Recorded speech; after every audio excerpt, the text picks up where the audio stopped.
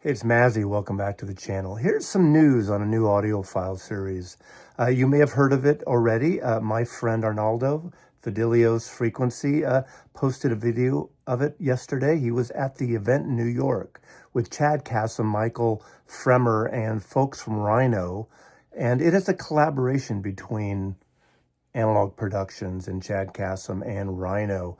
And they've announced their ongoing series of Audiophile. These are the Rhino series following with their Atlantic 75 series they did over the last couple of years. It's been very successful. This is Rhino Records collaboration, and it's all 45s, all analog, with a couple of asterisks, which I'll get into. And these are cut by Matt Luthens and pressed by QRP. And they're going to be rolling out over the next year or two, I surmise. And I haven't seen the prices. My guess they're going to be around $60 to $65, like the Atlantic 75s, and there's going to be the subscription model as well. Now, before you turn the channel, before your heads explode, you know where I'm coming from on these. I appreciate this music, but I am not a fan of the double 45 format.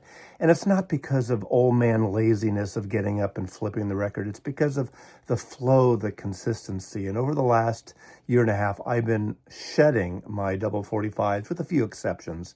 I want to get into that, but I want to talk about the music of these records because this is fantastic music. Now, most of these records came out during my heyday in working in a record store. Some a little before, coming out in the late 60s, but through the 1970s. And I have a lot of these records, most of which are originals or promos or early pressings. A couple here I have that are reissues that I either got rid of over the years, didn't have. And at the end of this, I'm going to just read off the list of the ones I don't have, just for your entertainment purposes. I'm not sure if these are on sale yet, but you can go to the Acoustic Sound site and Analog Productions and seek them out. But again, the all analog format, double 45. Again, I am not a fan of those, but there are a lot of people who are fans of those and see that marginal difference you get. And to me, my experience, personal experience, has been if I'm not A-Bing it and I have a really well-pressed, well-mastered 33, I'm there. I like the way that artist intention, that's always another thing, the flow of the record. And so it goes 15 to 20 to 22 minutes rather than 12 or 13 minutes and flipping. So I'm going to go through this list. And it's an interesting list. And let me tell you what I know about it. And if I get anything wrong, I apologize. Please put in the comments any corrections if I misspeak here, because I wasn't at the debut. I didn't see an official press release yet, but it was just announced, Thursday night, I think, in New York City. So first, there's a series of records by Van Morrison. And of course, the seminal album, Astral Weeks. Now, it's going to be hard for anyone to match a Greenie, an original Warner Brothers Greenie. But some say it's the best Van Morrison album. I think it's pretty much up there as one of the best. And remember, Warner only has the license for a few of the Van Morrison records.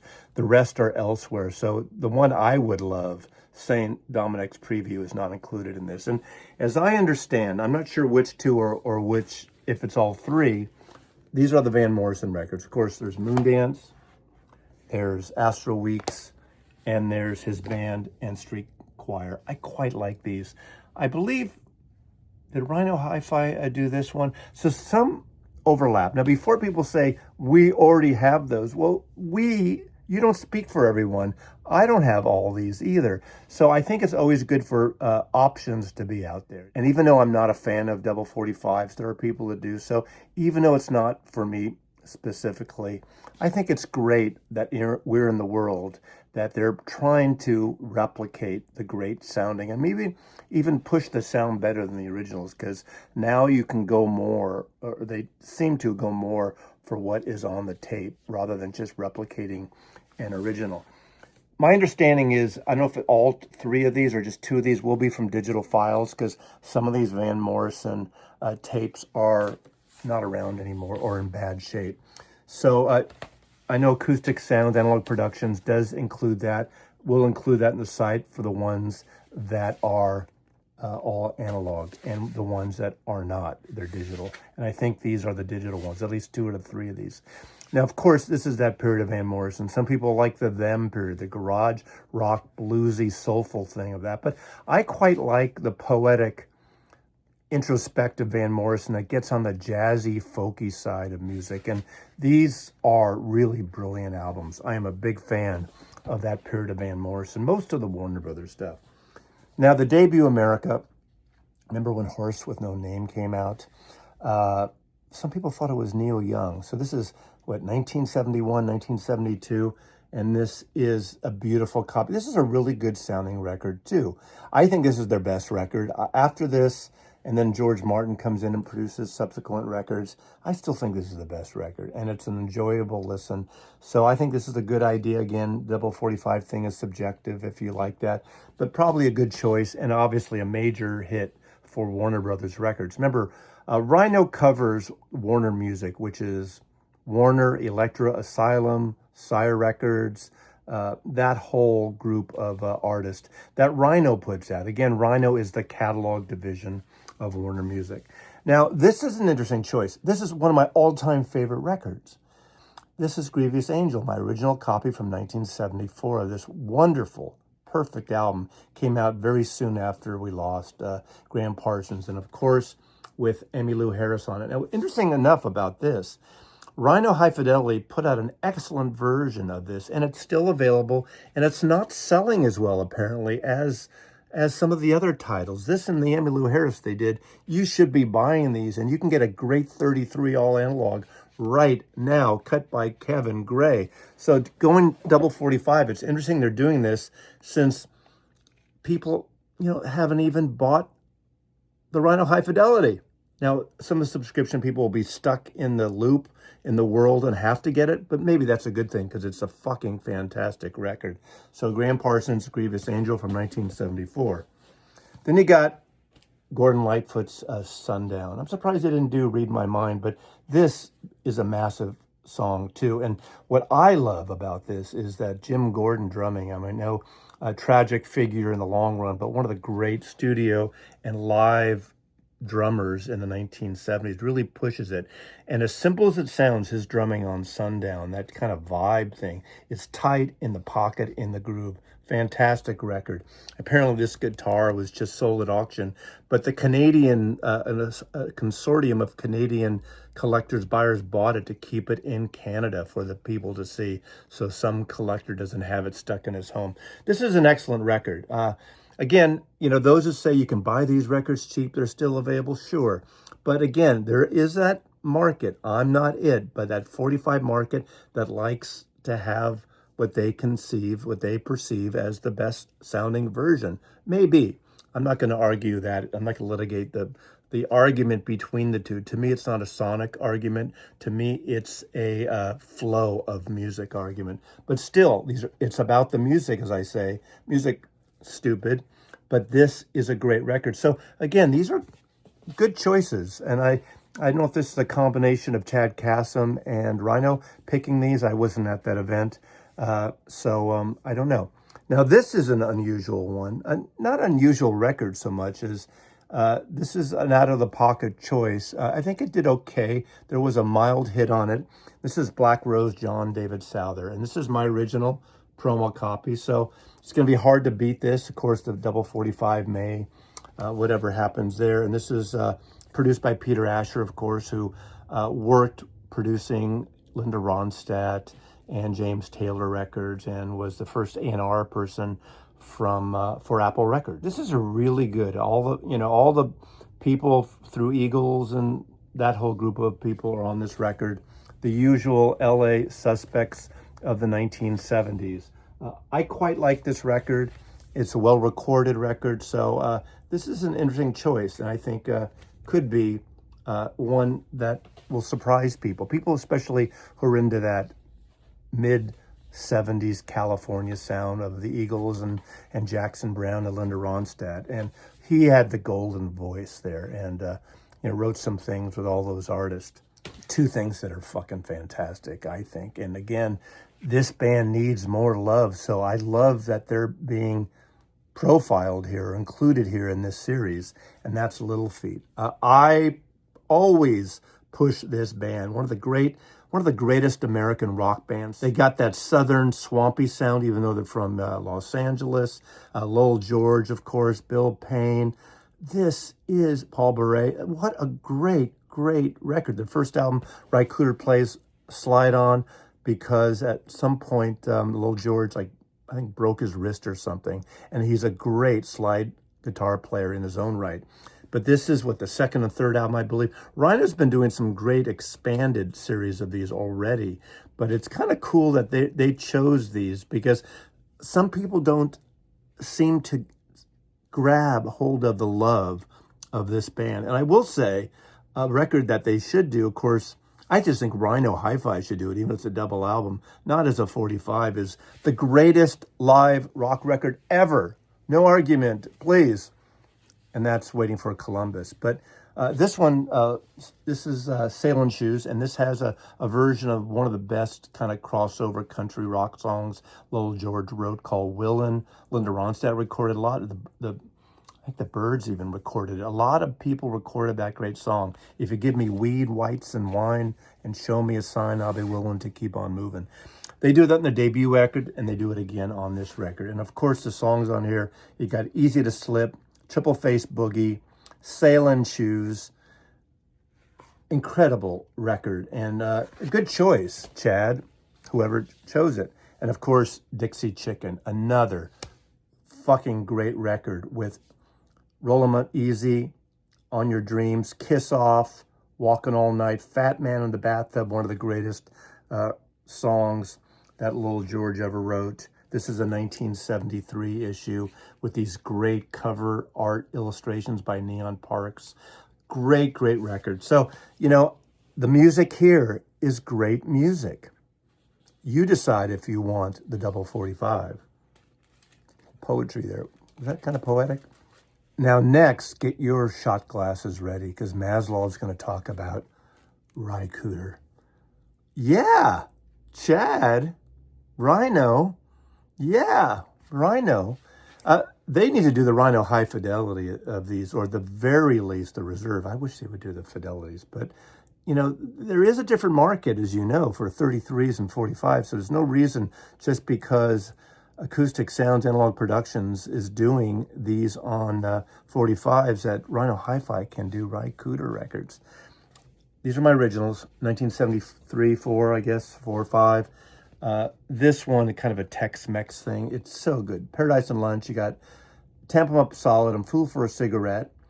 The Tattler, one of the few original Cooder co-writes. That's a great song. Again, another song that Linda Ronstadt covered. And also Diddy Wah Diddy with that great jazz piano playing of Earl Father Hines. Love this record. Great recorded. Russ Titleman is on it. I think co-produced it with Cooder. Excellent record. And then the more Tahana Tex-Mex mix of chicken skin music. And this is where you get Flacco on here. These two, the double whammies of these two records that came out, a year and a half, 2 years apart, are killer records. Now, MoFi did these, and they did excellent versions. Of course, they have the DSD step. Luckily, the MoFis are 33. Hallelujah on the 33s. And those are excellent recordings. Those are excellent sounding records. They give the originals a run for the money. I still maybe slightly prefer. There's a little more fuller bass, as MoFi does on those.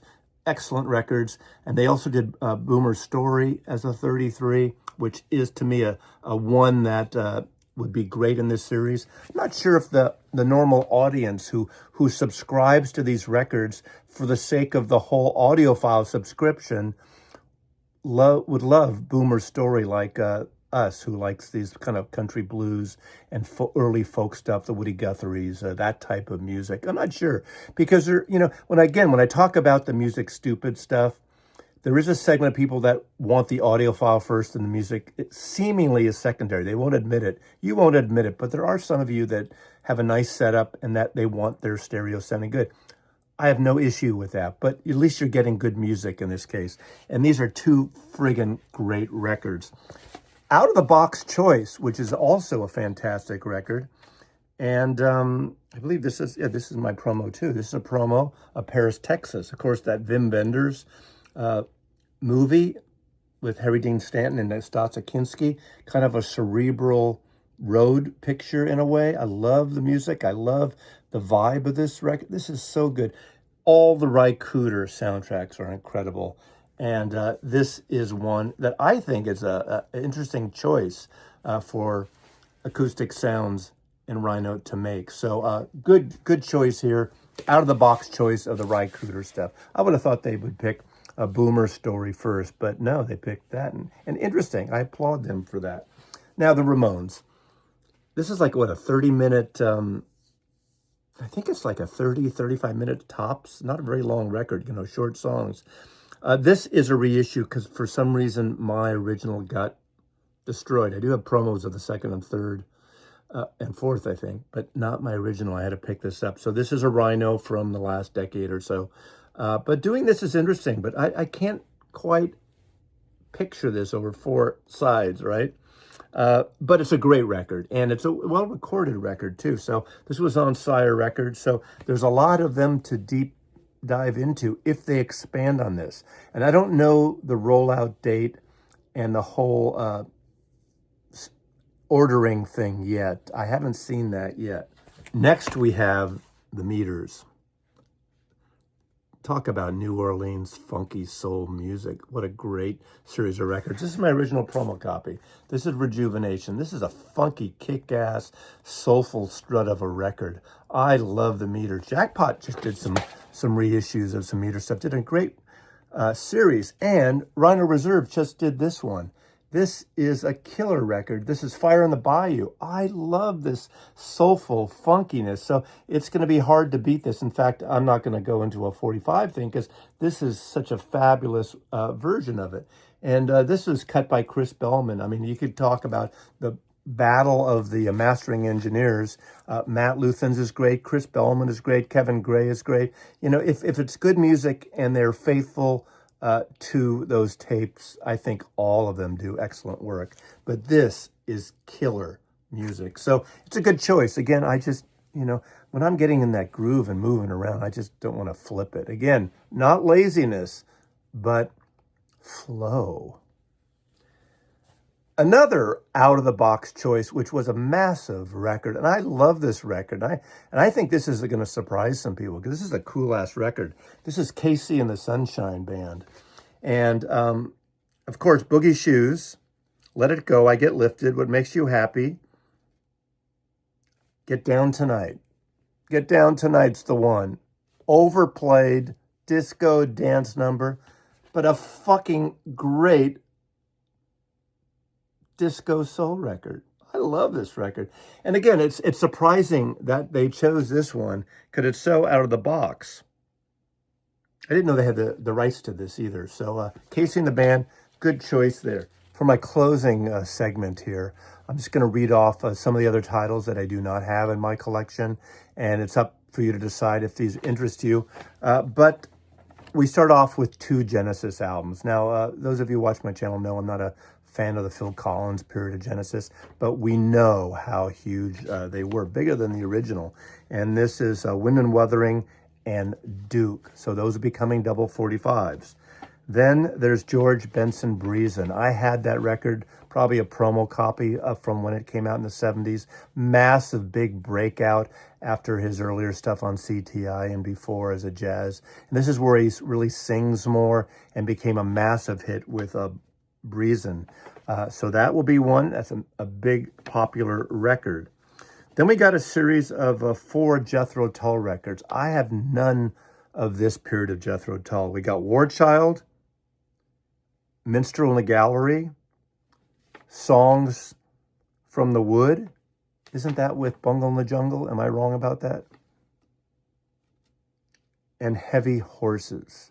I'm not really familiar. I kind of left Jethro Tull during this period back in the 70s, but there's a lot of Tull fans out there that like that kind of crossover folky prog thing where they really get away from the prog thing.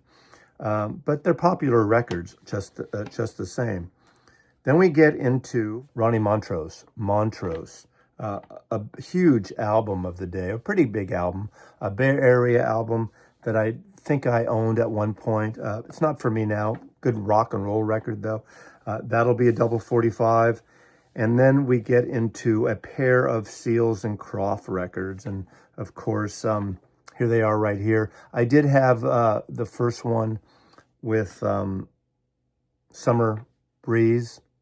Big hit. I kind of like that record. And as I recall, it's a really well-recorded record, but for some reason in my 95 purge, I got rid of all the Seals and Croft records.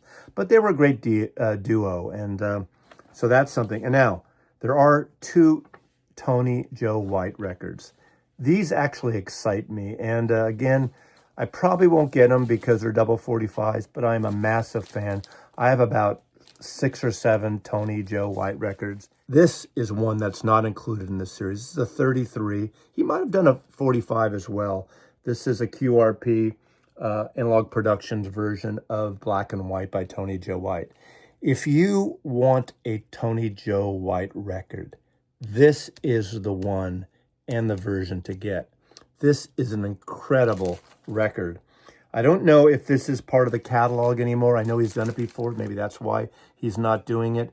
This would be a killer record to do. And again, if you want a taste of Tony Joe White and you have none of his records, get this one first. This is the one. This is the hero. But all his records have that funky, swampy, soulful, bluesy sound. Killer recordings and great songs. And this is the one that's got a great track, Soul Francisco, on here, and of course his famous song Polk Salad Annie, which is probably the one that most people know if they know any of his music on here. He has a couple of interesting covers, Little Green Apples and Wichita Lineman too, but incredible record. And this version, I believe again he did a 45 cut. This is the 33 cut, and it's one of the greatest sounding records on my stereo. So that is the announcement. That is Analog Productions hooking up, intermingling with Rhino, the Warner division, the catalog division of Warner Music, putting out some really cool records at double 45. So if that's your thing, this might be a good follow-up to those Atlantic 75s. Again, it's not for me. I may dip my toe in a couple of Cooders. We will see how that plays out and when they even come out. I mean, this could be a year or two from now, I guess. I don't know if he's going to do a couple a month, how that rollout's going to be. I didn't hear that. And again, I think the price would be around the $65 for a double album. I don't know that for a fact. That's my conjecture based on previous releases. So as usual, put your comments below. Do these 45s pique your interest? Or would you rather have 33s? I should take a poll here, but I'm not going to do that. But it's good music. Essentially, if you're buying it for the music and you like that difference, all the power to you. But thanks for watching. Mazzy loves you.